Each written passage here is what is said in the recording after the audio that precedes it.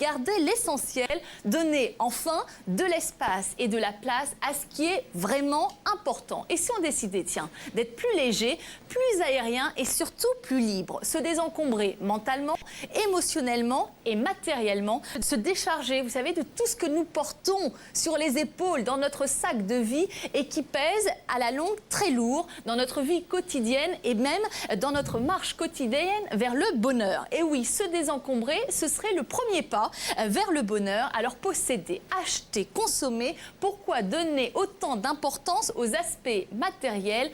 Que viennent-ils combler?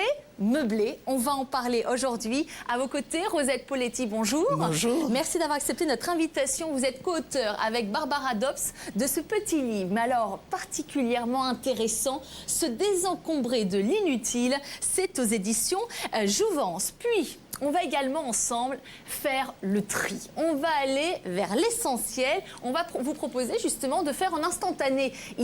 En instantané avec nous un test. Et pour nous guider vers l'essentiel, à nos côtés, Yonel Del. Bonjour Yonel. Bonjour. Alors, médium, vous allez nous mettre à laisser aller un face-à-face avec soi-même. Et alors, je crois qu'on va partir sur une planète, c'est ça Yonel, avec vous? Voilà, une planète inconnue et on a très peu de temps pour s'y rendre. C'est un départ précipité. Donc on a environ une dizaine de minutes pour attraper, choisir très vite ce dont on a besoin. Alors bon, on va faire le test ensemble, vraiment en instantanéité. Donc prenez déjà une feuille et un stylo.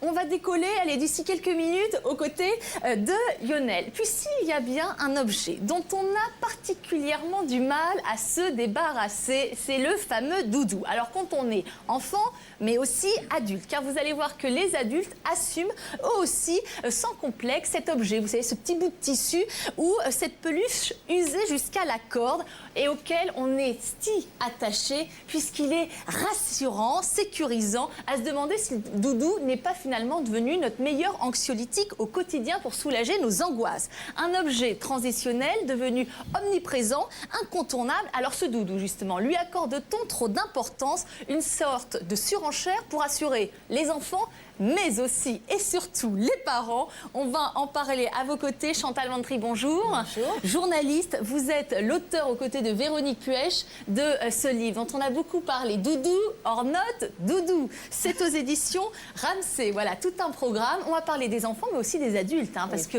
on a inconsciemment, vous allez voir, des doudous. Pas souvent d'ailleurs les bons, mais la cigarette. Tiens, ça peut être un doudou, la cigarette? Absolument. Effectivement, il y a à la fois le contact buccal avec la cigarette, il y a l'odeur, il y a le gestuel, et donc il peut faire office de.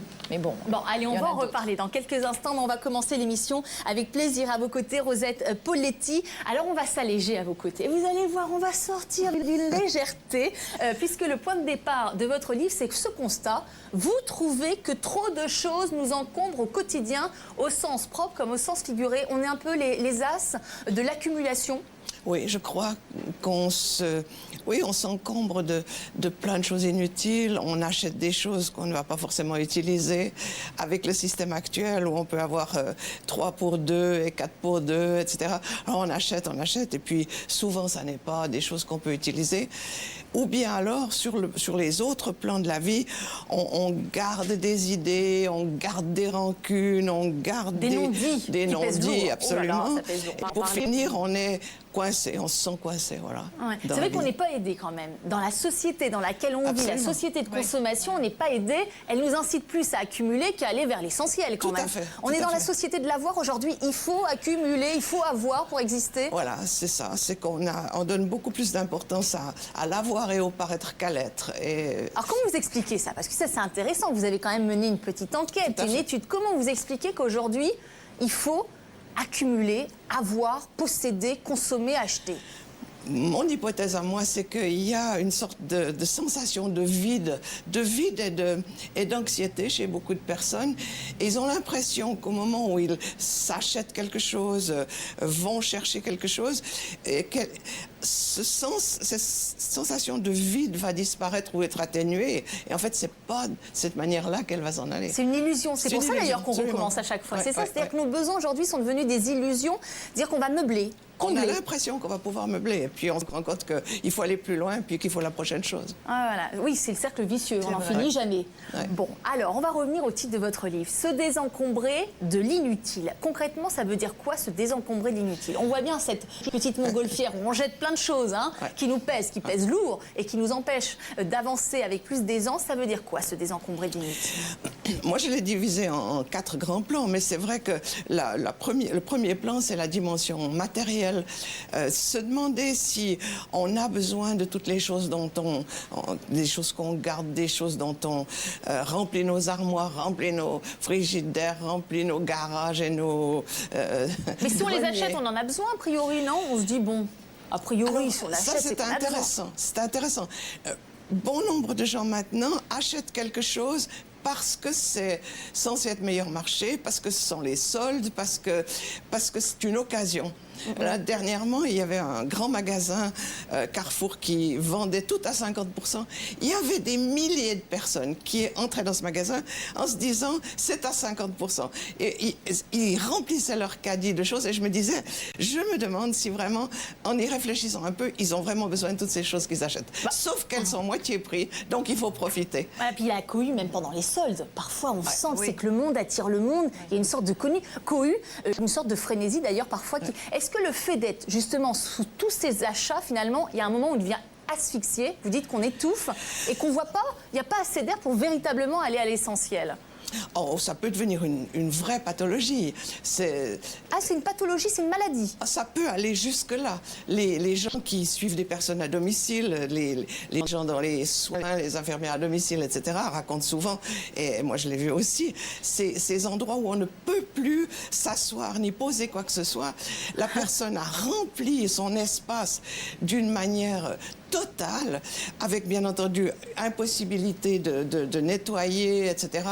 Certaines personnes gardent même des emballages vides, des vieux journaux, jusqu'à ce que ça devienne vraiment un danger et que le système de santé de l'endroit doive se préoccuper de cela. À ce moment-là, c'est une pathologie. Vous le dites très bien, à juste titre dans le livre, c'est que c'est au moment du deuil d'un proche qu'on s'aperçoit le nombre de choses qu'on garde est totalement inutile. Ah, oui. C'est au moment où il faut ranger, au moment du deuil, où il faut ranger la maison, trier, jeter, garder. C'est là où on s'aperçoit, c'est qu'on garde des choses, mais à l'infini, qui Absolument. nous servent finalement Absolument. à pas grand-chose. Alors on est allé justement mener notre enquête de terrain de notre côté. Le constat, vous allez voir, rejoint assurément la réalité. On a du mal à acheter et on aime même entasser.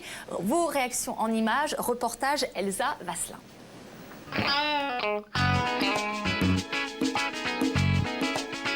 Ça dépend. Si c'est pour les vêtements, je suis plutôt collectionneur. Si c'est pour les choses comme des anciens stylos ou des anciennes choses pour l'école, comme je suis plus à l'école, je les jette. J'ai tendance à garder tout ce qui vient de la famille, à entasser des souvenirs, des choses comme ça. Collectionneur. Pourquoi? Parce que je m'attache à tout. Garder pour garder, au bout d'un moment, ça sert à rien. Rien n'est inutile en fait.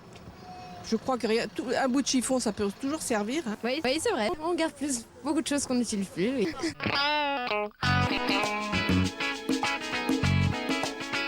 En général, c'est des jouets de l'enfance que je garde.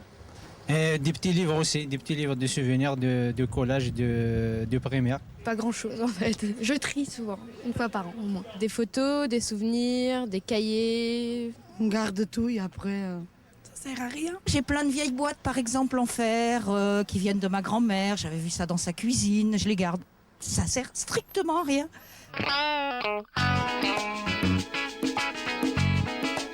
Quelque chose de tout à fait inutile. Et je suis sûre que je le garderai. Un bracelet en véritable ivoire. J'ai un dictionnaire qui date de 1975. Il est toujours à la maison, dans le placard. Les bracelets de la naissance. Mon alliance. Peut-être un petit oreiller confortable. C'est mieux qu'un bijou. Peut-être mon ordinateur. Allez, Rosette Poletti, ça vous avait fait rire cette petite phrase. Ça peut toujours servir. Ouais. Bah oui, sait-on jamais. Donc là encore, on est toujours dans la peur de manquer. La peur de manquer, C'est ça. absolument. Hein, ouais. Allez, on va poursuivre justement. On va pas manquer, vous allez voir, avec Lionel Del, puisqu'on va faire le tri. On va vous aider, on va nous aider, parce que nous aussi. Oui, on va s'aider même soi-même d'ailleurs. Ah, voilà. Tout seul, ça va se faire tout seul. On va aller à l'essentiel, Lionel, finalement, ensemble. Oui. Alors, et un test. Alors, à la maison, prenez le papier et le stylo. C'est le principe, Lionel. Voilà, une feuille. On va la prendre comme ça où je regarde. Voilà, c'est parfait, Lionel. Voilà.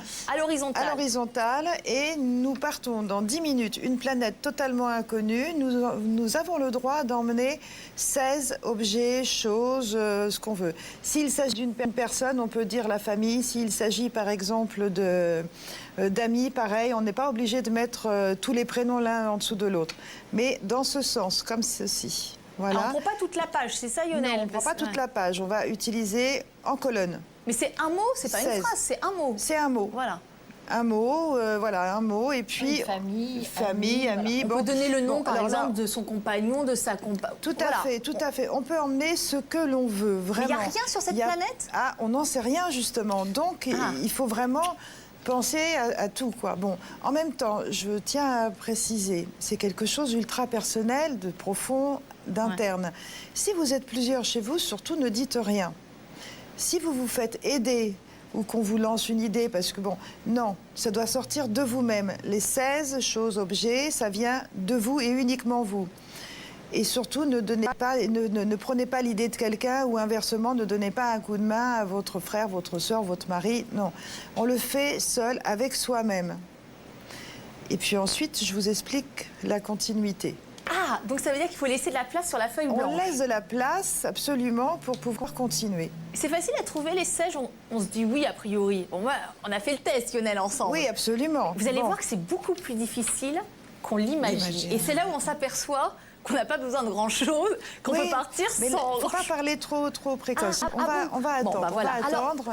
Donc on vous laisse à la maison. 10 minutes, on n'a vraiment pas beaucoup de temps, on ne connaît pas l'état de la planète, on ne sait pas où on va atterrir. En revanche, nous avons la possibilité d'emmener 16 choses, objets, il n'y a pas de souci.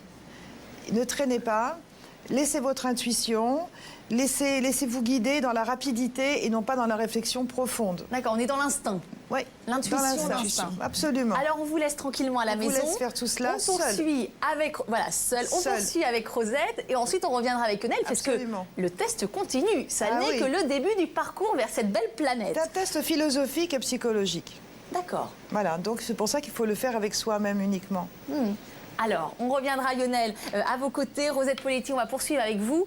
Pourquoi c'est important de se désencombrer? Parce que c'est vrai que ça prend du temps quand même. Hein. Se désencombrer matériellement, émotionnellement, mentalement. Pourquoi c'est important? Il faut nous donner l'envie, parce que c'est vrai que c'est difficile de mettre la main à la pâte. Allez. On est sans cesse à la recherche du bonheur, du bien-être, de la liberté. Et en fait, la liberté n'est pas compatible avec l'encombrement. Et c'est à partir du moment où on peut un peu rechercher vous parliez tout à l'heure d'un sac rempli de briques dans nos vies, de quelque chose qui est lourd sur nos épaules. La plupart du temps, ça a à voir avec un encombrement matériel, oui, mais moi je l'ai surtout expérimenté avec des gens que j'accompagne.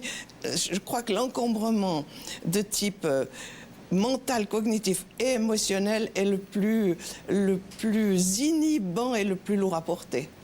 Et inhibant, c'est-à-dire que ça veut dire que ça vous pèse et ça vous fige et ça vous empêche de voir ce qui vient, d'être là pour ce qui se passe dans nos vies.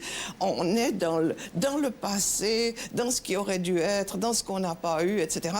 Et moi, je vois plein de gens qui vivent sans voir ici et maintenant ce qui se passe de magnifique et ce qui pourrait se passer de magnifique pour eux. Alors on en parlait avant de prendre l'antenne, c'est vrai qu'aujourd'hui on est dans une... Alors avant on parlait de société de consommation et aujourd'hui on est vraiment dans la société de choix. On riait en dehors justement de l'émission parce qu'on se disait que c'est vrai qu'un invité nous disait mais c'est tellement difficile aujourd'hui pour les gens. Plus il y a de choix, plus on est malheureux. Oui. C'est-à-dire que même dans le couple, on se dit ah j'ai choisi Michel, ah bah ouais mais Bertrand il aurait été pas mal. Ah ouais, mais Bertrand, ah ouais, mais Georges, il aurait quand même été mieux. Donc finalement, on n'est jamais dans l'instant présent, on n'est jamais satisfait. Voilà. Vous la ressentez, cette société de choix, justement, qui nous fiche parfois, Lionel ou Chantal Ventry? Chantal, Non, pas au niveau des individus. Je pense que c'est plus au niveau du matériel. Effectivement, quand on pénètre dans une grande surface, on est là. Et moi, je suis effondrée déjà en me disant oh là là, il y a 15 marques de lait, 40 marques de chocolat. Et ça me fatigue d'avance. Mais bon, ça, c'est. Mais au niveau des gens, je me suis pas dit en mariant, tiens, Paul aurait été mieux que Pierre. Parce que ça, c'était quand même assez grave. Je veux dire, si on arrive là, ça commence à être embêtant, quoi. Mais oui, parce que c'est l'amour. Et l'amour, ça parle tout seul. C'est plus sur le matériel. Enfin, je ne sais pas ce que vous en pensez. Ou l'action. Je ne sais pas si vous trouvez ça aussi. Je me rends compte qu'on se dit, peut-être que j'aurais dû faire autrement. Est-ce que j'ai bien choisi tout de même? La peur de passer à côté. Oui, Même dans les nombre des chaînes qu'on a aujourd'hui à la télévision, les gens zappent, parce qu'ils ont peur de passer à côté du programme qui leur serait le plus favorable. Moi, je laisse tout sentir, je laisse tout comme ça. La seule chose qui me dérange vraiment, à la limite, c'est au restaurant. Quand il y a trop de plats, trop de choix, alors là, là j'ai un grand souci, c'est ça ou ça ou ça, je ne sais plus. En général, je suis la dernière à commander, parce que je ne sais jamais. Mais sinon, non, je laisse au ressenti, je prends, voilà. Mais d'ailleurs, regardez, il suffit de s'apercevoir. On a tous eu cette expérience. On a du mal parfois à ranger notre intérieur, notre lieu de vie. Et pourtant, quand on s'y met, qu'est-ce qu'on se sent bien? On a le sentiment que tout s'est éclairci pour nous comme une évidence. Que du matériel qu'on a justement un petit peu désencombré, finalement, tout mentalement devient plus clair pour nous. Tout à fait. Il y a une liaison, tout à fait, entre ce qu'on vit et ce qui est autour de nous et ce qui est à l'intérieur de nous. Voilà. Quelquefois, quand les gens disent « mais je sais pas ce que je dois choisir, etc. » Je leur dis « vous savez, commencez par quelque chose de concret. Laissez partir un certain nombre de choses autour de vous que vous êtes déjà demandé est-ce que je devrais le garder ou pas. Faites un tri, éclaircissez la situation autour de vous et vous allez voir que ça va devenir plus simple de se demander à l'intérieur de soi qu'est-ce que je vais choisir. D'apporter les bonnes réponses. Voilà, tout à fait. Moi, j'ai trouvé un truc, peut-être ça peut aider. Hein. Si nous n'avons pas utilisé un objet, quelque chose, durant, pour moi, c'est 2 ans. Soyons gentils, allons jusqu'à 3 ans, c'est que jamais on va l'utiliser. Donc, il faut déjà, hop, on élimine. Et au fur et à mesure, plus on élimine, plus on évacue, plus l'énergie se renouvelle et par conséquent, ça fonctionne à l'intérieur. Par exemple, quelque chose de simple, les chaussures. Il y a des personnes qui accumulent des tas de paires de chaussures depuis des années. Ça peut toujours servir. C'est vrai, pourquoi pas, ça peut toujours servir. Mais enfin, les chaussures qui sont abîmées, qui sont là au fond du placard depuis 15 ans, je vois pas comment on va les réutiliser vraiment. À part si on les a effectivement rangées, préparées, je veux dire, et que ça soit bien établi, en ordre bon. Parce qu'en fait, les chaussures, c'est quand même la vie, c'est la marche, c'est avancer. Si on garde, on va rester, on va stagner totalement. Donc il faut évacuer, pareil pour les ceintures, pour les vêtements, des choses qui ont été portées dans un temps passé avec lesquelles nous avons souffert. De les garder, ça garde une énergie négative. Si on les jette, on donne la possibilité à l'énergie nouvelle, à des choses nouvelles à venir vers nous. Oui, c'est ça, il faut se vider pour pouvoir se remplir. Bah oui, mais oui, bien sûr. C'est valable pour les objets de consommation qu'on achète. Mais si vous avez dans un coin un objet qui appartenait à quelqu'un et qui est chargé d'une émotion... C'est pas tout à fait pareil, à mon avis. C'est-à-dire que là, quand vous le regardez, vous dites ça me rappelle un tel ou je sais pas. Il ne faut pas de l'utilitaire obligatoirement. Il peut y avoir du symbolique. Au niveau de l'émotionnel, c'est un peu différent. Je veux dire, j'ai l'impression que. Alors, on est dans le matériel avec Lionel. Oui, c'est ça, justement. Dans le matériel, tout va bien. L'émotionnel, ça demande. On est attaché. Il y a de l'émotionnel sur du matériel, comme vous dites. Oui, c'est ça, voilà. Quand mon mari est décédé, je veux dire, il y avait des tas de choses qui lui appartenaient. Je veux dire, ça, c'est alors pour le coup totalement émotionnel. Mais si j'étais restée avec tous ces objets ou le mémorial encore des une fois, voilà, plein de choses et encore une fois les vêtements, j'avance pas.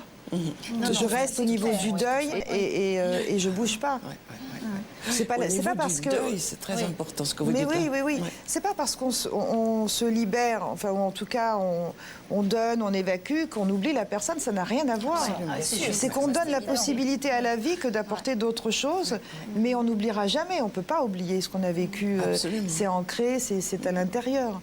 Mais il faut aussi que lui soit libéré, donc qu'il se sente complètement léger, puisque ça fonctionne aussi à ce niveau, et que nous on puisse avancer. J'ai connu des gens qui gardaient repérer vraiment tout et des petites choses. Et puis c'est un peu les même, boulets aux pieds parfois, c'est un peu ça. Ah, mais Un ça, peu, c'est les briques dont ça on parlait, scotche les boulets. complètement. Ouais. Rosette Poletti, cas concret. Vous parliez tout à l'heure émotionnellement de ces briques, ces briques émotionnelles qu'on transporte dans le sac à dos, qui nous figent et qui empêchent d'avancer. Un cas concret. Les non-dits, qu'est-ce qu'on peut donner comme cas concret d'une personne moi, je que vous pense avez que rencontrée? je donnerais plutôt, par exemple, les ressentiments et les rancunes. Vous savez, quand on est bloqué dans une situation parce que on ne peut pas accepter que ce qui a eu lieu ait eu lieu et que cette personne se soit comportée de cette manière-là. Donc la rancœur, on reste avec... Voilà, on ressasse, on garde ça. Et puis, pendant qu'on est en train de faire ça, eh ben, on ne peut pas voir ce qui est ici et maintenant et puis être libre par rapport à ce qu'on vit et peut-être accéder à la joie d'être là où on est à ce moment-là. Parce que quelle joie d'être avec vous. Là, on est dans l'instant présent, c'est vrai, c'est un vrai bonheur. Hein, il faut profiter, on se nourrit de ça, c'est une bonne énergie. Alors, c'est vrai qu'après, c'est à chacun son essentiel et à chacun son dérisoire, son superficiel. Tout à fait. Alors, comment savoir ce qui est essentiel? Parce que ce qui est essentiel pour moi ne l'est peut-être pas pour l'autre. C'est personnel. Alors, comment se poser, quelles questions on peut se poser pour savoir véritablement quelles sont nos attentes et quel est mon essentiel, quel est votre essentiel? Ah oui, il y a deux petites questions quand même, moi que j'ai repérées dans le livre. Hein. Dites-moi. Ah oui, vous les voyez ou pas, ces deux questions pour connaître un peu plus ses priorités de vie? Je vous les donne? Redonnez-les-moi. Alors, première question, qu'est-ce qui est essentiel pour moi? Oui. Bon, ça reste encore un peu flou. Spontanément, tiens, instinctivement, vous sauriez répondre à cette question, Chantal, Vantri ou Lionel, Del? Qu'est-ce qui est essentiel? C'est être en harmonie avec l'univers, je veux dire. C'est ça qui est essentiel. C'est-à-dire comment être bien dans le monde dans lequel on vit. Enfin, moi c'est ma priorité. Après, c'est vrai que l'harmonie, c'est vraiment un très bon mot. Même à écrire, après, ça se décline sur la famille, les amis, ce qui vous entoure, ce qu'on achète, enfin tout ça. Et alors, deuxième question, beaucoup plus concrète, vous allez voir. Moi, j'adore cette question. Oui. S'il me restait un mois à vivre, à quoi est-ce que j'utiliserais ce temps? Alors là, c'est du concret. Alors moi, je vois tout de suite. Lionel. Alors moi, concret, là, c'est facile. oui, c'est vraiment il très reste simple. un mois. Voilà. Juste un mois, je profite pour passer du temps avec mes filles.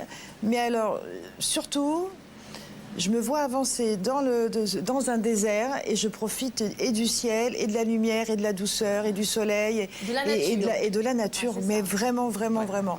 Je fais des petits moments comme ça de douceur avec mes filles, mais tout à fait en relation avec la nature. Autant en profondeur que là-haut. Alors, et vous, c'est tout. Si vous restez un mois, que feriez-vous? Eh bien, on va poursuivre, parce que là, il nous reste quelques minutes, justement, et on va poursuivre. Alors, le test, on a des rapides dans l'équipe, ils sont tous en train de le faire, ils ont tous fini. J'imagine qu'à la maison aussi. Alors, on a marqué. Oui. Alors, pour ceux qui nous rejoignent, on est parti avec Lionel sur une planète. Oui, on a emmené 16 choses. Ou des personnes, voilà, bref, il n'y a rien sur la planète, Lionel, c'est bien ça? Il y a on ne sait pas ce qu'il y a en fait. Nous ne savons pas, puisqu'on ne la connaît pas, cette planète. Ah, d'accord. Et oui, alors donc maintenant, vous réduisez les deux premiers mots, hop, une petite flèche, et ce qu'il faut, c'est donner finalement le symbole, le sentiment, l'intuition de ce que ça peut représenter. On ne va pas se fatiguer l'esprit et se dire oui mais ça colle pas, ça ne va pas ensemble, c'est pas grave. On ne fait pas du tout attention à cela. Par exemple... Pour bien comprendre Lionel, on avait 16 mots au départ. 16, nous allons réduire à 8. Voilà, c'est-à-dire qu'on réduit à 8, c'est-à-dire qu'on associe les deux premiers mots, et les deux suivants, les deux suivants. On fait des binômes dans l'ordre dans lequel ils arrivent, dans lesquels vous allez marquer. Voilà. Ouais. Ne vous posez pas la question. Il n'y a pas à réfléchir. Tiens, pourquoi j'ai mis telle chose? En dessous, il y a ça. Je ne vais pas trouver l'issue ou un mot qui va pouvoir correspondre aux deux. Toujours pareil. On y va rapidement, dans l'intuition. Tac, ça va nous donner quelque chose. Il ne faut pas réfléchir. Ouais. Et on y va. Donc 8. Maintenant, on réduit. Ils me disent, non mais ils ont du mal ce matin. Ils me disent, on ne comprend pas tellement ce qu'il faut faire. Non, bah si. Mais je ne peux pas vous donner l'exemple d'un mot. Parce que si je donne un exemple... non, mais il me demande, il faut qu'on mette un mot, un adjectif, un adjectif, oui, tout à fait, ce que vous voulez. C'est-à-dire, par exemple, on donne un exemple concret. Si les deux mots qui suivent, il y avait des outils, vous décidez d'emmener des outils sur la planète, il n'y a rien. Et ensuite, vous emmenez un téléphone. Voilà, si on se retrouve avec brosse à dents, téléphone. Qu'est-ce que ça inspire? Moi, je dirais sourire. Parce que la brosse à dents, le téléphone, c'est aussi la communication, sourire. Voilà. Bon, voilà, tout simplement. Outil et en dessous téléphone, communication, outil de communication, téléphone, Alors, c'est là. Voilà. je vais vous dire une chose, la première fois que j'ai fait ce test, parce que moi aussi, j'ai fait... Oui. Je me retrouve donc avec 16 et il y avait mon frère et tapis. C'est vrai que mon frère et tapis, ça donnait pas grand-chose. Hein. Et ça a terminé par soutien. Bah oui. Bon. Bah oui, ce qui est pas. Oui. Soutien. Bon, alors qu'à la base, on pouvait vraiment pas deviner. Rien n'est ridicule. C'est ce que vous inspirent les deux mots. Voilà, tout à fait. Il faut savoir que mon frère est handicapé et qu'à cette époque, il ne marchait pas du tout. Il était. D'ailleurs, il devait même pas vivre. Voilà. C'était tout le début de l'accident. Voilà. Donc, vous voyez, et j'ai pas calculé. J'ai mis des choses, et pourquoi j'ai emmené un tapis, j'en sais rien. Mais en fait, le tapis portait mon frère. Ouais. Et donc, soutien. D'accord. Donc, ne réfléchissez pas. Là, d'ailleurs, j'ai trop parlé. Ah mince. Ah, j'ai trop parlé. Ils ont du mal, Sarah, en régie aujourd'hui. Sarah. Non, mais même, je pense surtout aux gens qui nous regardent. Voilà. Oubliez ce que je viens de dire. Voilà. Vous associez de 16, vous devez récupérer 8 mots, adjectifs, ce que vous voulez, un sentiment. Ce que les deux vous inspirent, associez les uns l'un à l'autre dans l'ordre dans lesquels ils figurent. C'est tout bon? Toujours seul, toujours tranquille, on ne parle pas, on ne demande pas à la personne qui est tout près de vous donner un coup de main ou qu'est-ce qu'il a mis, qu'est-ce que tu as mis. On ne regarde pas les feuilles, on fait ça avec soi-même. Bon, affaire à suivre, on revient avec Lionel. On vous fait travailler, vous laissez quand même encore de la place sur la feuille parce qu'il y a encore des étapes suivantes. Allez, on vous retrouve dans quelques instants. Faites le test à la maison. Alors, c'est ce qui est difficile, Rosette Poletti, dans le désencombrement, ce qui est difficile, c'est le détachement. Et ça, l'apprentissage du détachement, ça, c'est l'affaire de toute une vie. Apprendre à se détacher du matériel et aussi de ce qu'on aime. Le détachement... Alors, on en parle, Rosette Poletti, c'est l'apprentissage de toute une vie quand même, apprendre à se détacher. C'est l'apprentissage de toute une vie. Moi, je dirais que le détachement est quelque chose qui devient plus facile si on apprend à vivre pleinement ce qu'il y a ici et maintenant. Parce qu'au moment où je suis où je suis, je vis ce que je suis en train de vivre, je le vis complètement. Par exemple, je suis avec des amis, je vis bien avec ces amis, j'ai du plaisir, je leur dis les choses que j'ai envie de leur dire, il n'y aura pas de non-dit ensuite, et puis je les quitte et je passe à la situation suivante. Et je n'ai pas cette espèce de regret. Oh, peut-être que j'aurais dû faire autrement. Oh, j'aurais que dû leur dire ça. Mais en fait, je me demande même si j'aurais dû les voir. Enfin, au moment où je suis vraiment là, c'est comme si c'était entier, complet. Ce que j'avais à vivre, je le vis. Donc, de cette situation-là, je peux passer à la suivante. Et je suis dans une forme de détachement, mais qui ne peut exister que si j'ai vécu pleinement chaque situation l'une après l'autre. Mais le détachement, c'est pas quelque chose qui nous tente. Parce qu'on se dit, bon, allez, quelqu'un qui est détaché, c'est de l'indifférence, c'est un manque de sensibilité, un manque d'humanité. Quand on dit d'une personne qu'elle est détachée, c'est pas flatteur. Alors pour moi, oui. C'est-à-dire que cette personne, elle est détachée, mais il faut bien comprendre ce terme.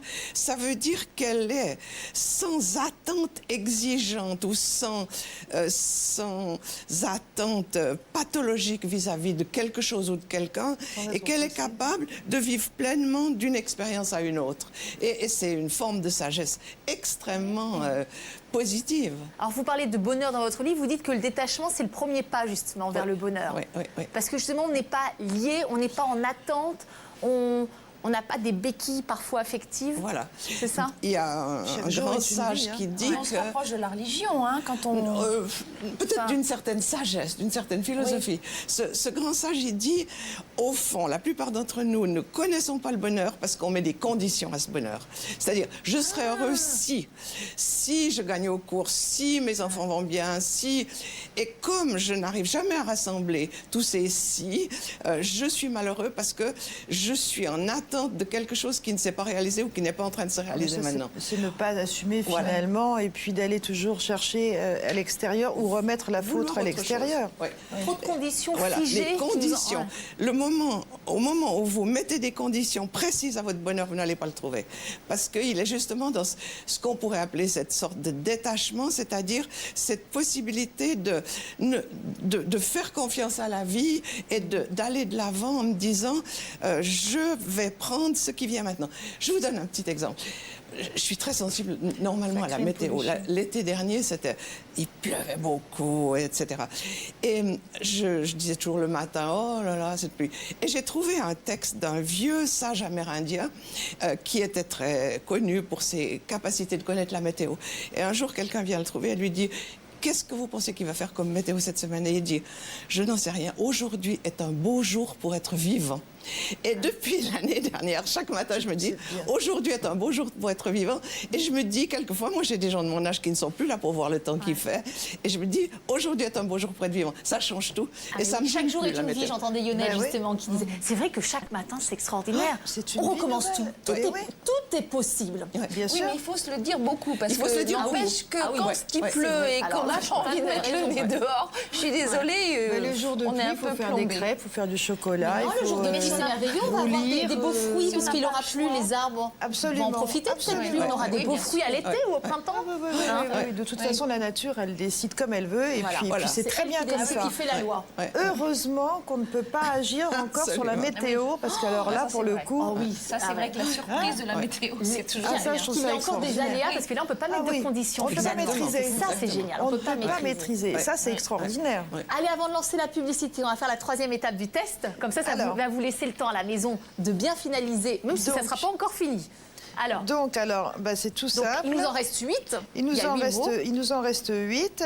Alors, toujours pareil, nous continuons 2 par 2. Le mot que vous venez d'apposer sur la feuille, vous prenez avec celui du dessous. On fait des binômes encore. On fait des binômes, voilà, absolument, par couple. Voilà. Et on va en sortir donc un 3e. Toujours sans se poser de questions, il faut que ça sorte comme ça, naturellement. Voilà, ce que les deux associés nous inspirent. Donc on est censé récupérer, donc de 16, on est passé à 8, donc on en récupère 4, Lionel. 4. Bon, Il nous faut 4. Allez-y. C'est parti. Petite pause publicitaire, on se retrouve juste après et on va poursuivre. Allez, petite pause, à tout de suite.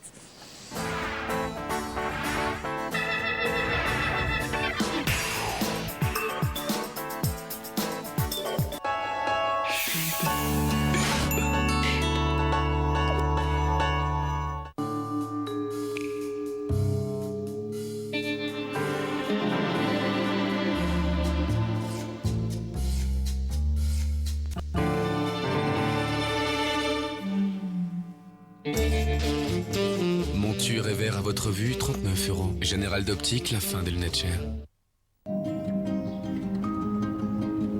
Jeff, la première fois que je t'ai capté, t'as mis mon cœur à l'amende, direct.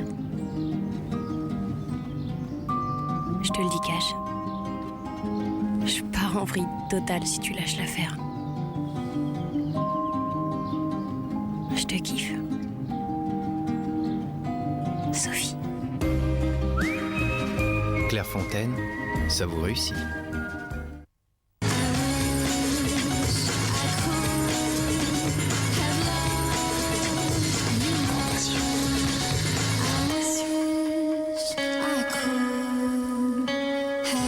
Amour à mort, tentation. Pour elle. Pour lui. Les nouveaux parfums Cacharel.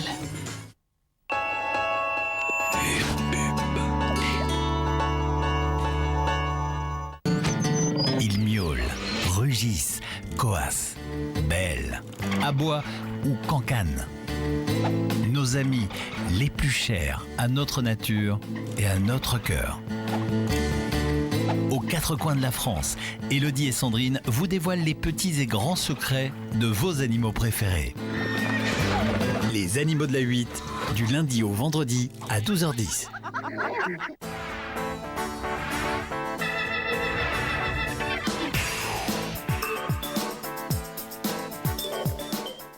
Allez, de retour sur le plateau du bien-être aujourd'hui, ensemble, nous nous allégeons. Voilà, on désencombre, on se désencombre et on désencombre aussi nos espaces de vie, nos lieux de vie. Alors, se désencombrer, oui, mais de quoi Rosette Poletti, vous avez allé sur différents plans. On peut se désencombrer finalement sous différents angles. Absolument.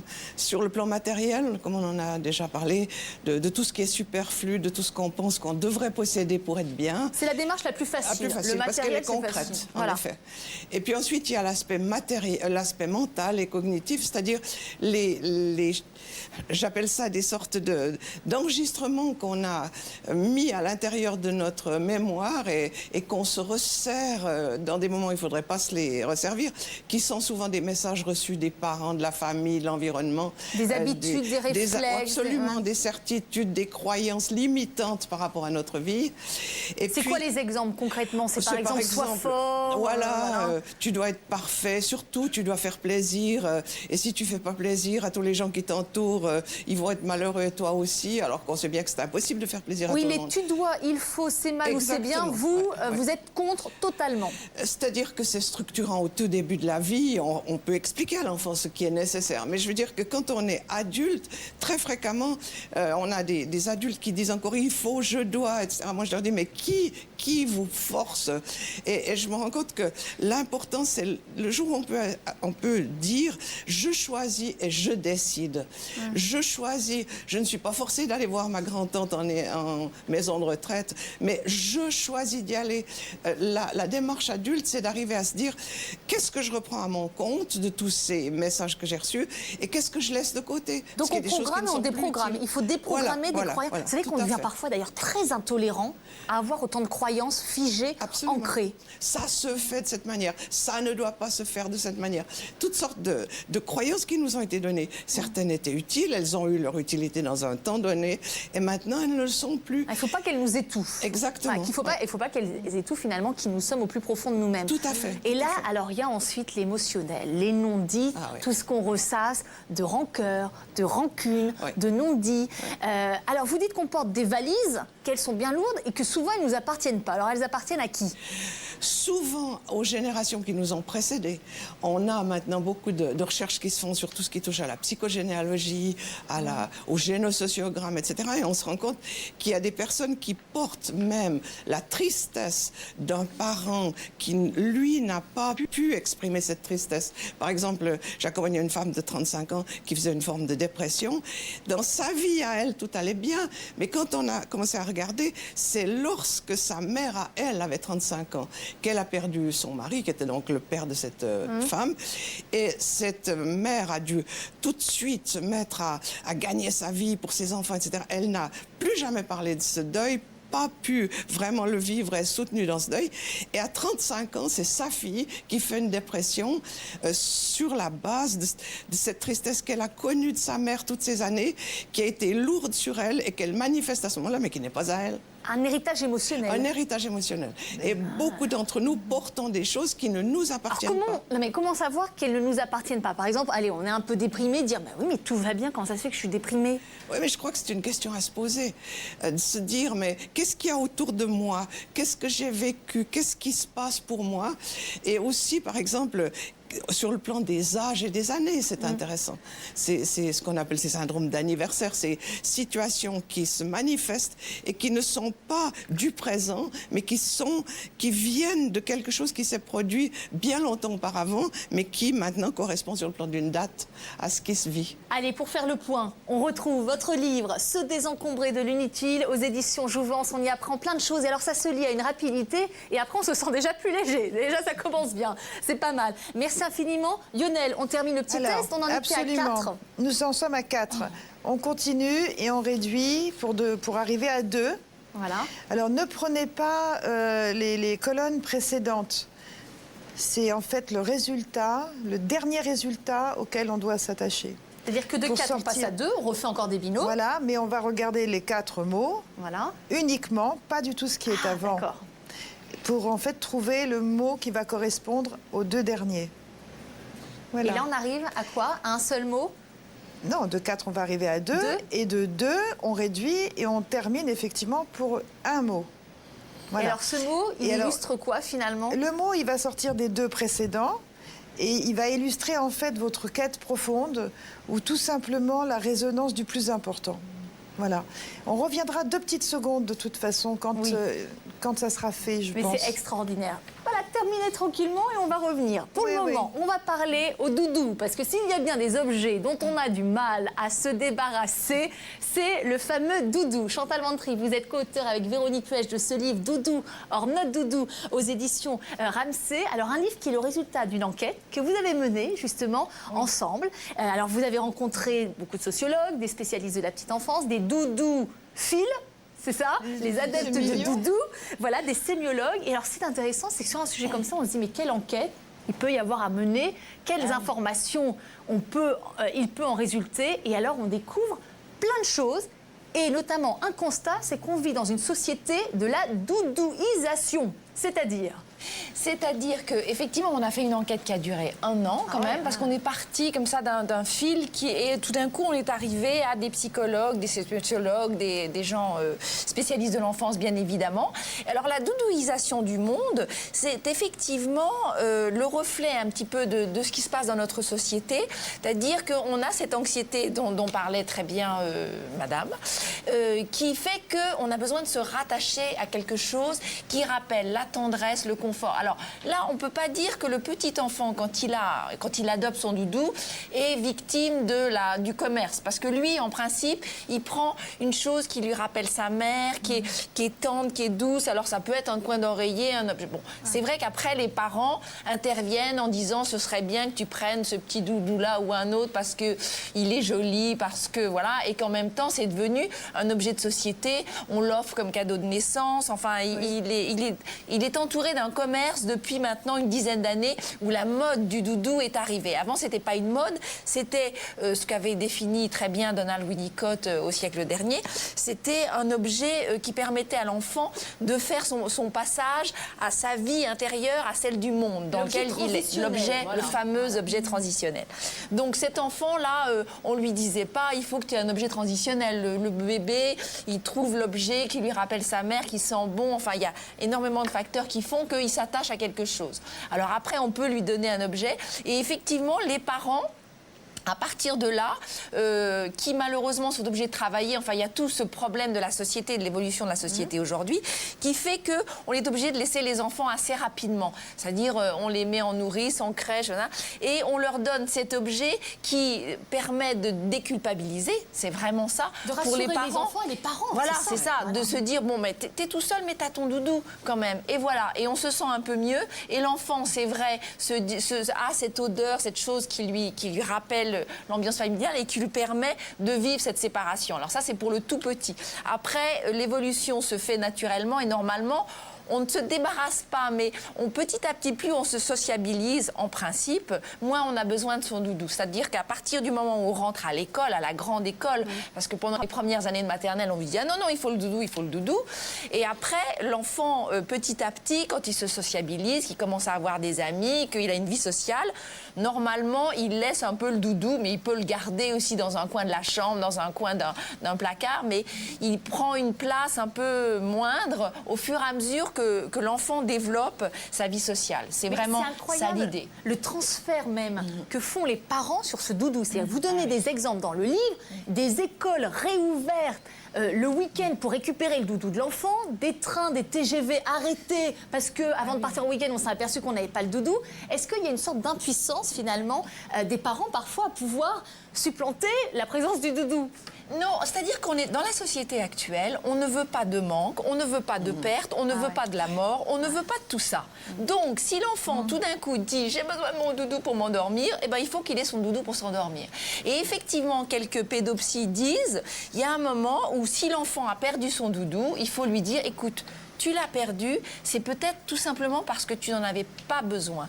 Et c'est peut-être à ce moment-là que commence l'apprentissage, comme vous le disiez si bien, de l'indépendance, du détachement. Mais c'est pas, il ne faut pas que ce soit violent, il ne faut pas que ce soit imposé à l'enfant. Il ne faut pas lui dire, alors maintenant ton doudou à la poubelle, t'es grand. Ça, c'est c'est à éviter. Enfin, d'après ce que nous ont dit tous les spécialistes, il faut laisser l'enfant se détacher petit à petit ou ne pas se détacher, mais le garder dans un coin parce que c'est pas grave non plus s'il le garde dans un coin, si de temps en temps il le récupère quand il est moins bien, quand il a un chagrin, quand il a une douleur. Bon, c'est l'anxiolytique. Ça peut être, voilà, ça peut être oui, effectivement, bien sûr.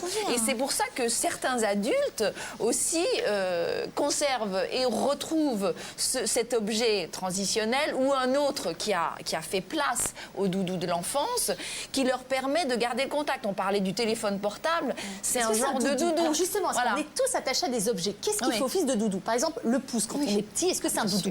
Bien sûr, ça peut être un doudou. Ça peut être la maman, ça peut être le pouce, ça peut être un objet, mais bien sûr que le pouce peut être un doudou. D'ailleurs, dans la vie intra-utérine, il y a eu des observations comme ça, et on voit les enfants qui sucent leur pouce. Eh ben, c'est le doudou qu'ils ont. Vous dites même que le premier doudou, c'est le cordon ombilical dans le ventre de la maman. C'est ce que j'étais en train de penser depuis tout à l'heure. Ça me fait tout à fait penser à ça. Le premier doudou, c'est le cordon ombilical. Et alors, effectivement, enfin bon, ça, c'est une théorie. Mais effectivement, après, quand l'enfant est né, par exemple, les girafes, vous savez, les petites girafes comme Sophie. ça. Voilà, Sophie la girafe. En principe, peut-être fait penser à ce cordon ombilical mais en même temps, c'est une autre vie. Et une fois que l'enfant est né, il faut passer à autre chose. Il ne faut pas non plus l'entretenir dans un souvenir de la vie intra-utérine, des choses comme ça. Ça, c'est non plus. Il faut avancer, comme vous le disiez aussi. Il faut passer à autre chose. Et bon, alors le doudou du petit enfant, c'est une chose. L'adolescent peut conserver son doudou, c'est pas bon. Mais c'est vrai qu'il doit avoir une place moindre dans sa vie. Et l'adulte peut avoir des doudous différents qui sont effectivement une armoire d'une grand-mère auquel on tient et quand on la regarde, on se dit... Pour vous, vous dites que c'est un doudou, clairement, la cigarette. La cigarette, bien sûr, peut faire office de doudou. Alors, c'est vrai que quand on est anxieux, on peut prendre sa cigarette pour se calmer. C'est souvent ce que disent les accros au tabac. Ils disent oui, mais alors, ça me rassure, ça me donne une contenance en société, ça me... Voilà. Donc, c'est doux, Moi, je suis un grand bébé. Elle a son doudou, elle va avoir son doudou à la sortie de l'émission. Voilà, j'ai mon doudou. Ah oui. Alors c'est vrai que je trouve ça très intéressant. On parlait d'anxiolytique, on parlait de peluche, de ses jouets, et vous faites un parallèle que je trouve très intéressant dans le livre, un parallèle entre notre consommation de jouets enfants et notre consommation d'anxiolytiques quand nous devenons adultes. Les Français sont les plus gros consommateurs de jouets, et quand ils deviennent adultes, les plus gros consommateurs d'anxiolytiques. Moi, je trouve que le lien est particulièrement pertinent et intéressant. Ben c'est vrai que ça a été étudié et que, je vous dis, le jouet, le doudou, toutes ces choses qui nous permettent pallier à cette anxiété comme le médicament. Donc c'est un peu le même effet. C'est vrai que le doudou peut servir d'anxiolytique. Allez, on a mené l'enquête justement, nous aussi, beaucoup plus rapide que la vôtre qui a duré plus d'un an. On est allé faire une petite enquête justement. On est allé vous interroger sur votre doudou. Tiens, le doudou, l'avez-vous toujours? En avez-vous eu un? Parce que aussi on peut vivre sans doudou, on va en parler également. Quel souvenir vous en avez gardé? Et quelques années plus tard, où est-il ce doudou? Et surtout dans quel état? Résultat et reportage, Elsa Vasselin.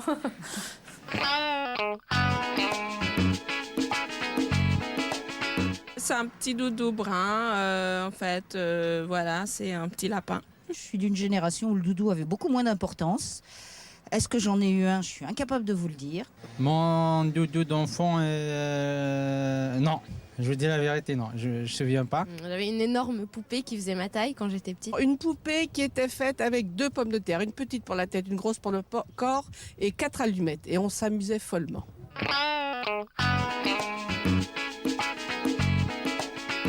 Ben, les pommes de terre, ça pourrit. C'est mon fils qui l'a, je l'ai filé à mon fils.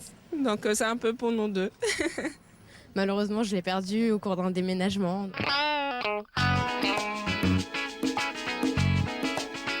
Non, mes enfants, ça me suffit. J'ai le doudou de mon mari. Il y a une sorte de boîte étudiante dans laquelle on va tous les jeudis soirs et c'est comme un rituel. Un bon oreiller.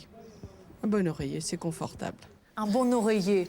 Ou ça peut être le compagnon ou la compagne finalement, le doudou. Par contre, oui, mais il ne faudrait pas, parce que s'il y a trop d'attachement, c'est pas bon non plus. Il ne faut pas trop non plus. Enfin oui, il faut être forcément lié. Mais pas, pas quand même. Enfin bon, bref. Bon, ce sera un autre sujet. Finalement, on pense, c'est vrai qu'il y a une systématisation du doudou. Quand on va à la maternité, on nous met dans la petite liste, pensez au doudou. On amène les enfants à la maternelle ou à la crèche, où est le doudou? C'est toujours la première question. Il y a une sorte de systématisation du doudou. Finalement, tous les enfants n'ont pas de doudou. On n'est pas obligé d'en avoir un. Pas de doudou. Tous les enfants n'en ont pas besoin et ceux qui n'en ont pas vont aussi bien que ceux qui en ont. Voilà. C'est-à-dire qu'il faut être clair là-dessus. Hein. On n'est pas obligé d'avoir un doudou pour être bien dans sa vie.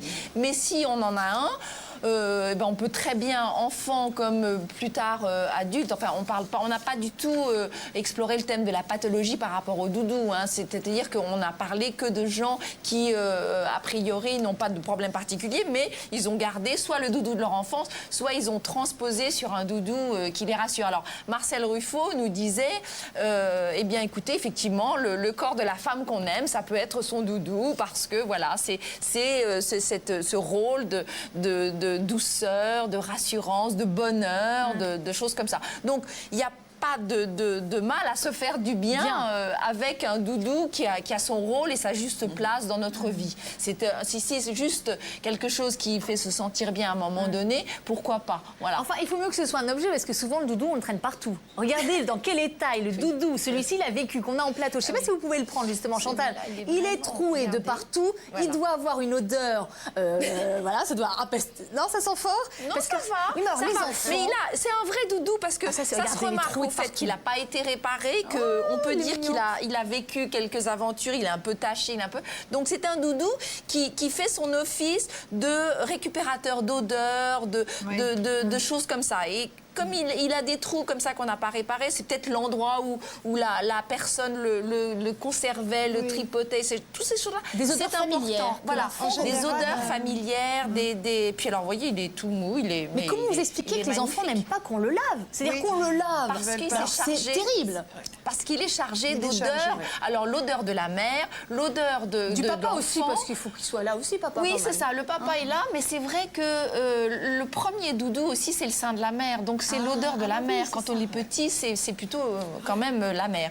Et puis après, c'est toutes les odeurs dont l'enfant imprègne son doudou, c'est-à-dire le lait, l'odeur de sa chambre, enfin toutes ces odeurs-là qui sont familières, importantes, et parce que l'odorat, c'est quand même un des premiers sens qui est développé dans l'enfant, dans la vie intra-utérine. C'est quand même, ça commence par l'odeur.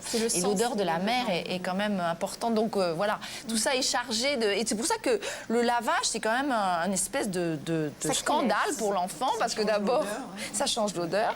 Et en plus, certains enfants regardent leur doudou dans le tambour de la machine à laver, et là, ils trouvent que c'est un peu dur pour leur compagnon de vie, quoi. Durant l'enquête, vous avez trouvé des adultes à doudou? Des adultes ils ont gardé leur doudou, mais qui se servent de leur doudou. C'est-à-dire, par exemple, ça peut être une étiquette, ça peut être le coin de l'oreiller. Tout à fait. Il y a des...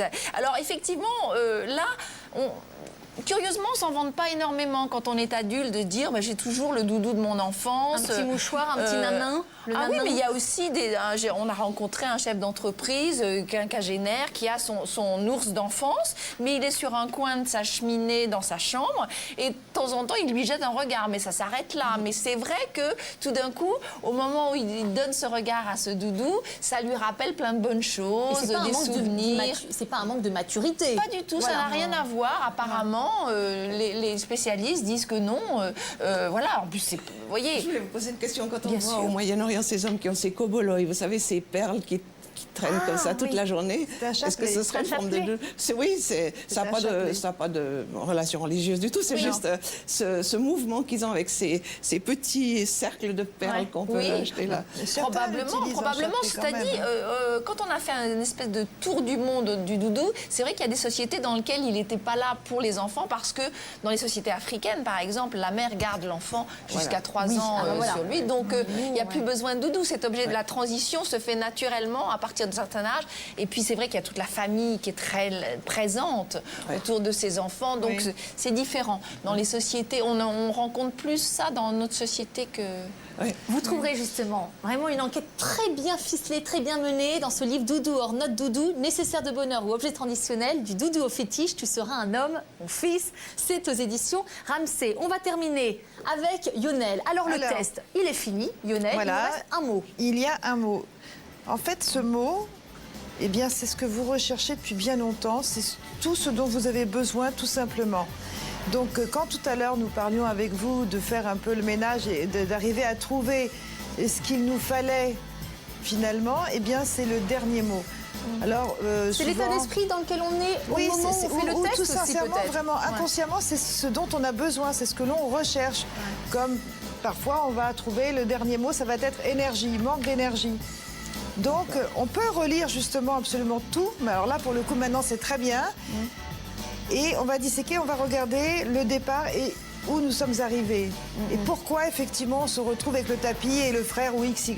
Bon, là, il y a une petite analyse et on s'aperçoit que finalement, tout au bout, c'était seulement l'énergie ou la vie ou... L'envie. Pardon, ou l'envie, absolument, ou l'amour, bien sûr, aussi. Mais ce qui est Donc, extraordinaire, ça ce qui est permet- amusant, c'est Oui. de partir de l'immatériel Oui. et d'arriver à quelque chose, à un symbole. Souvent, c'est un sentiment. En c'est- général, oui. C'est-à-dire, on parle du matériel pour arriver justement à l'émotionnel. Oui, on arrive toujours à l'émotionnel. Merci Toujours, oui. infiniment d'avoir partagé cette heure en notre compagnie. Ça passe décidément toujours trop vite. J'espère que ça amusera tout le monde. Ah mais oui, faites-le justement à votre entourage. Rappelle les titres de vos livres. Doudou en note doudou aux éditions Ramsay, Se désencombrer de l'inutile aux éditions Jouvence. Merci à vous trois d'avoir partagé cette heure en notre compagnie. Merci à vous de nous avoir suivis. On se retrouve demain, 10h, 11h. Excellente journée à vous tous. À demain. Lundi. Vous dire.